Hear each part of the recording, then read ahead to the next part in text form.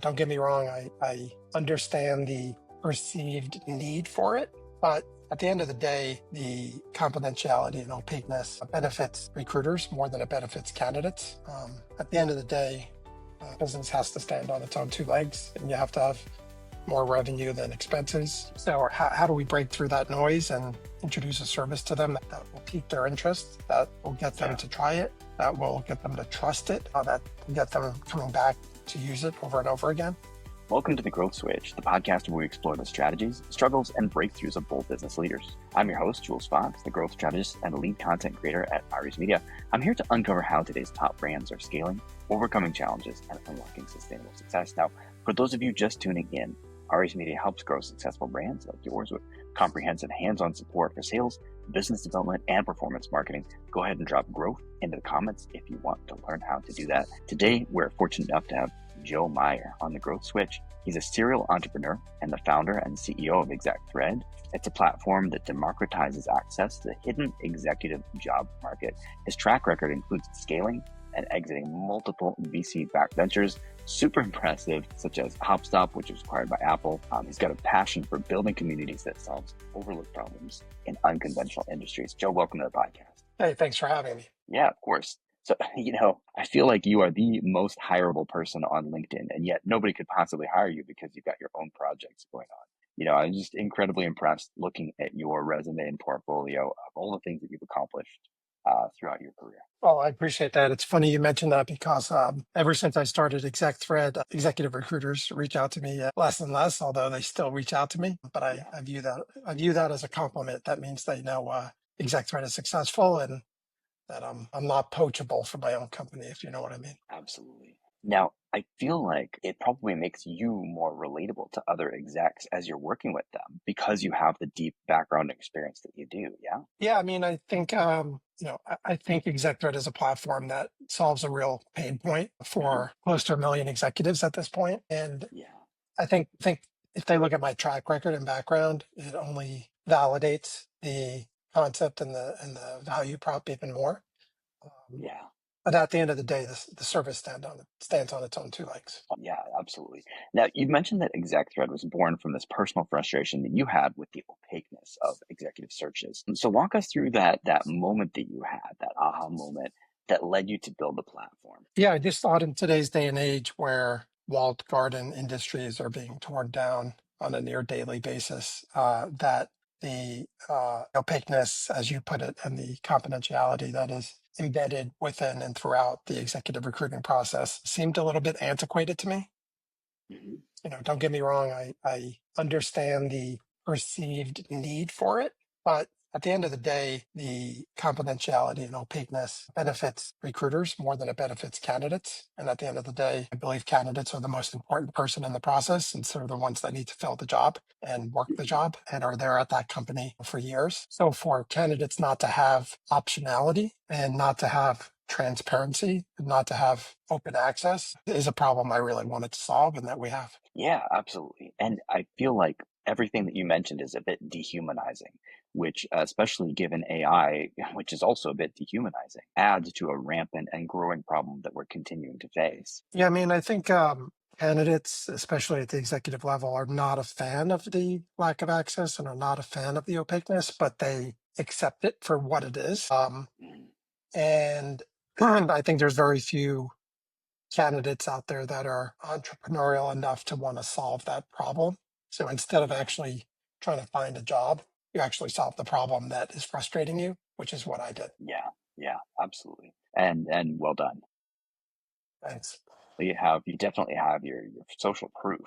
People are flocking to this with over 1 million members. So what are the most pivotal moves or mindset shifts that help you solve some of the classic chicken and egg challenge of building that two-sided marketplace? Because you have to have people who need the executives and you have to have the executives to service that type of need. Yeah, I mean, I spent a couple of years at eBay during their hyper growth phase, and they always taught us that supply follows demand because eBay is Mhm. kind of the quintessential online marketplace. But for ExecThread, it's actually the exact opposite. Demand follows supply. So once we figured out how to get access to those confidential exec level job opportunities, the ones that are behind the walled garden of executive search firms, that's when the demand for that supply started to emerge. It was kind of like fishing lure. You throw a fishing lure into the sea or into a lake, fish start fishing around it. Very similar. Our fishing lure were the confidential uh, premium job opportunities that you can't find elsewhere. You're not going to find on an Indeed or a LinkedIn. Hmm. And once we can gain access to those opportunities and we could do it at scale, that's when we started scaling the member base. Yeah. And I think so many people just want to be found magically or mysteriously, or perhaps as humans we just like have an overinflated sense of self. Yeah, because we know that we're good at something, we expect everybody else knows that we're good at that. But a lot of times you need a conduit to connect those things. You need that conduit to connect your goodness and the thing that you're able to provide to the right company. Yeah, I mean, I think the day and age of sitting back and waiting for an executive recruiter to reach out to you and hoping and praying that they do, or thinking, like you said, you're good enough that they will. Mhm. Yeah, I mean, there's a few executives out there, a minority that are, from the outside looking in, really good, and that get approached continually by executive recruiters.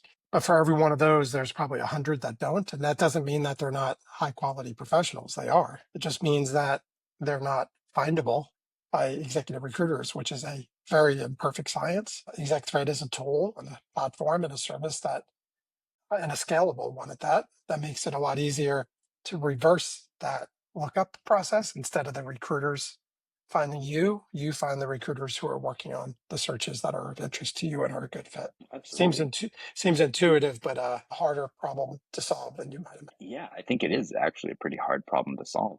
I think that a lot of people who are niche geniuses, right, very good at their thing, unless they accidentally got famous because their company was getting a lot of publicity, they all suffer from a visibility issue. They don't necessarily want to post up all the time or have a personal brand. But if you don't, if you don't have a personal brand, then people probably don't know who you are. They don't see you. They don't interact with you or your content or anything. I mean, even if you do all the right things and you build that perfect personal brand, you build the perfect resume, you build the perfect LinkedIn profile, you do all the networking, you do all the social networking, there's no guarantee that it's going to result in executive recruiters knocking on your door and doing it consistently. Yeah. I'm not saying you shouldn't do all those things, you should, but if there's a tool or a platform out there like ExecThread that can it's the wheel and give you more control over the Yeah. process, then why wouldn't you use it? Absolutely. I mean, luck favors the prepared, and to be prepared, you need to have the right tools.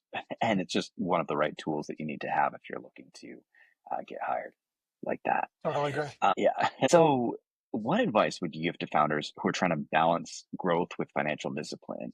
Especially we have uncertain markets, we have all this stuff going on, and clearly being cash positive and having a successful company, having worked for all of these major successful companies, you clearly seem to know something about that. Yeah, I mean, it might be counterintuitive or it might be perfectly simple and basic, but at the end of the day, business has to stand on its own two legs and you have to have more revenue than expenses. You need to have profit. You need to have cash flow. You can't be Mhm. persistently and never endingly in need of venture capital to persist or to grow. So at the end of the day, you need to figure out how to turn it into a real business. And that's where I've kind of focused my last two or three ventures on, which is trying to, as fast as possible, to figure out how it could stand on its own two legs and not be dependent upon outside capital for continued growth or existence. Ideas are cheap and you have to turn those ideas into a real business. Well said. Everybody has a fantastic idea these days, but you can't just keep throwing money at fantastic ideas. I really agree. So, yeah, you've spoken about building value every day while staying open to future opportunities. So, what do you see as the next big challenge or opportunity for ExecThread as you're continuing to grow this platform? I mean, I think one of the challenges with any marketplace, to be quite honest, that grows to as large as we have, or many, many companies have grown larger than we have, and when you have a community as large as we have, how do you continue to add value to them every day? Not only in terms of the core service that you are marketing and promoting to them and offering to them, but how do you continue to build upon that value? How do you continue to evolve? How do you continue to enhance? Um, to make the platform and the service more engaging, more sticky, more valuable to them. more useful to them, more utilitarian beyond the core value prop. Easier said than done, of course, but the hardest part is building up that community. The second hardest part is continuing to engage them so they'll come back. Yeah, yeah. And I have sort of a two-part question here. So the first part is you help people sort of solve their personal branding by getting them out there.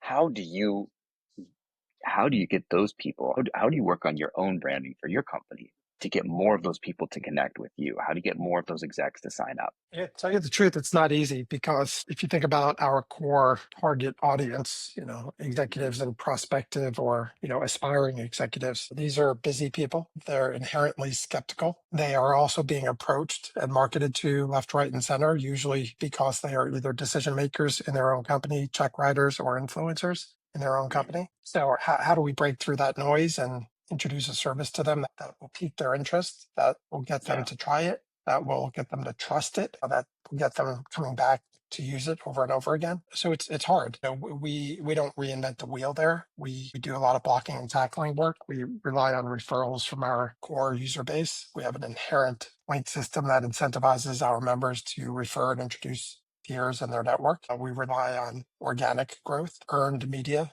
PR. We don't mhm, buy media in terms of buying press. We earn it. PR is the best form of marketing, in my opinion, besides word of mouth.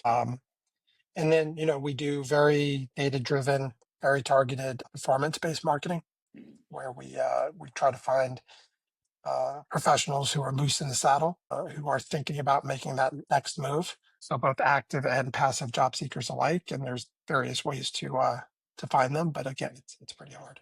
Yeah, yeah, But absolutely. at the end of the day, if your service is a valuable one that solves a real pain point, especially in the time of need, then that's the best form of marketing. Oh, fully agree. I mean, any company that's done well has done well because people needed the thing that the company offered, just solving that pain point. So the second part of the question is, you know, I hope you don't mind my using the term matchmaker, because you're a bit of a matchmaker in between the executives and all of these major top firms that need talented executives. So how do you get more of them? How do you connect with the right companies who do need to hire these executives so that you can make the match? Yeah, to be quite honest, we don't do as much matchmaking as you might surmise or you might think about from the outside looking in. At the end of Hmm. the day, we're not an executive recruiting firm. We're not a staffing agency. We're not a recruiting firm. We are a marketplace that brings supply of very hard to access, if not impossible to access, oftentimes confidential exec level job opportunities Hmm. to a ever increasing community of executives and aspiring executives who are interested in those opportunities.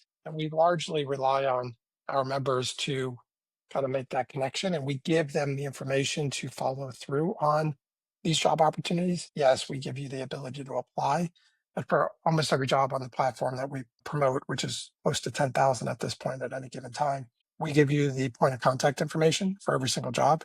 We give you the names of the recruiting firm, that the name of the recruiting firm that's working on the search, the names of the recruiters working on the search, their titles, their LinkedIn profile, their contact information, email addresses, hiring manager name, hiring manager title, hiring manager email address. And we encourage you to leverage shared connections to pursue those opportunities and to get introduced to those points of contact because we know those points of contact are going to be prone not to open up a cold email. Doesn't mean you Yeah, shouldn't send a cold email, but it's better to get a warm introduction from a shared connection. So, sure. we're not just an apply and pray that you get contacted after you apply. We really leverage the fact that it's a relationship business and you need to leverage shared connections to get introductions to the points of contact for the job or job opportunities on ExecThread to which you're interested. Yeah. I mean, it sounds like a much more effective way for both parties to go about doing that. Yeah, and to be quite honest, we don't try to insert ourselves into the process. We're a conduit, we're a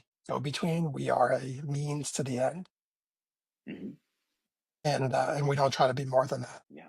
Yeah. So where can people find you? Where can they best connect with you? And how could they get involved in this as these listeners are learning more about you, learning more about the company? How can they reach out? Yeah, I mean, if they want to join, if they want to learn more about ExecThread, find out more about ExecThread and join ExecThread, which is free to join, Hmm.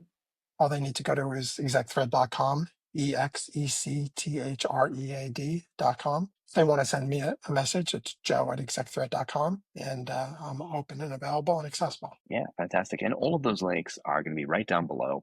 So if you're watching the podcast, if you're listening to it, just go ahead and look down below. You're going to find all the good links. Joe, one last thing. Is there any Yeah. piece of advice that you have to offer to these people? A lot of people out there, hopefuls, seeking something. Is there anything that you could offer them as far as advice for their career path? Yeah, I mean, I think at the end of the day, you need to take control over your own career. You can't be reliant upon anyone to do, you can't be reliant upon traditional ways of growing and evolving your career. Yeah. Yes, if you have a traditional career path where you're rising through the ranks in an operating role, yeah, I mean, performing in your job, proving that you're a valuable contributor to your company, Mhm.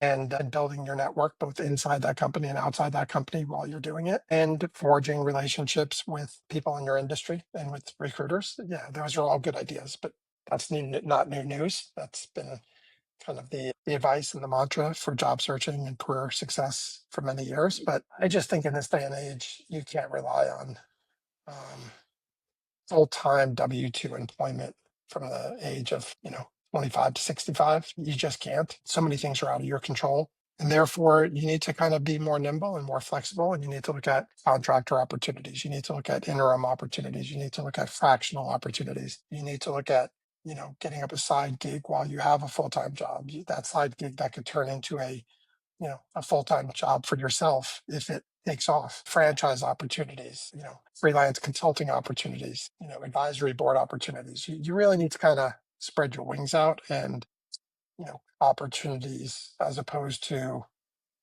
waiting for those opportunities to come across your desk. Yeah. Yeah. I mean, hey, if anything, take action, do it, get out there, be Correct. so good they can't ignore you, as Steve Martin said, right?